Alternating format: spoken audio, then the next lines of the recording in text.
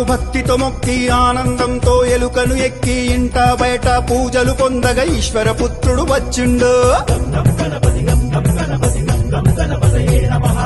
ఉండ్రాళ్ళు సిద్ధం చేద్దాం, ఊరందరినీ ఆహ్వానిద్దాం, ఋషులు మునులు సంతసించగా ఎదలో గణపతి పూజలు చేద్దాం. ఏనుగు తలతో వచ్చిండు, ఐశ్వర్యం మనకిచ్చిండు, ఒంటి కాలితో నాట్యం చేస్తూ ఓహో గణేశ రారాయణగా ఔరాయంటూ చూడంగా అంబ పార్వతితో వచ్చిండు, అహంకారమణి చేసిండు.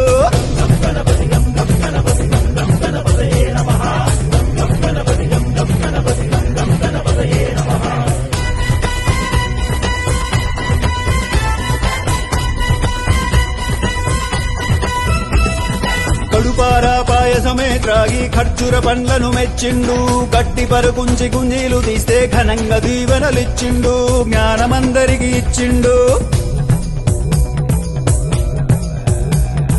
చవితి నుండి 9 రాత్రులు చక్రం ఎత్తి అర్చన చేద్దాం, జన్మ జన్మల పుణ్యఫలంతో ఝంకారంతో గానం చేద్దాం.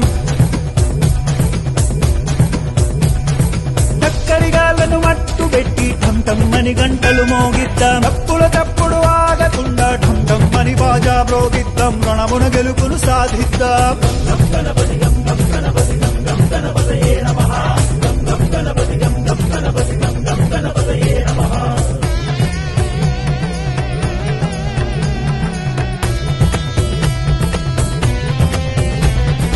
తమ్ములు చెల్లెలు సంబరమ్మతో థకిట థకిటమని నాట్యం చేస్తే దండాల దండలు వేద్దాం, ధర్మాన్నే కాపాడుకుందాం.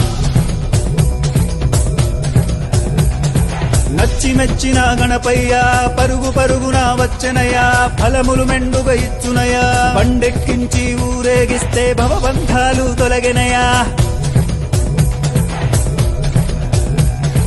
మనసారా గణపతిని వేళంగా యమ బాధలు బాపెను చూడంగా, రమ్మంటూ గొంతెత్తి పాడరా లంబోదరలకు వికరా. వరుసగా భజనలు చేసి శరణంటూ గణపతి చేరి సకల లోకాలాధిపతిని షణ్ముఖనాథుని సోదరుని హరుడి పుత్రుడు గణపతి గొప్పను క్షమించమంటూ మొక్కుదాం, రై రై మలిసాగనంపుదాం.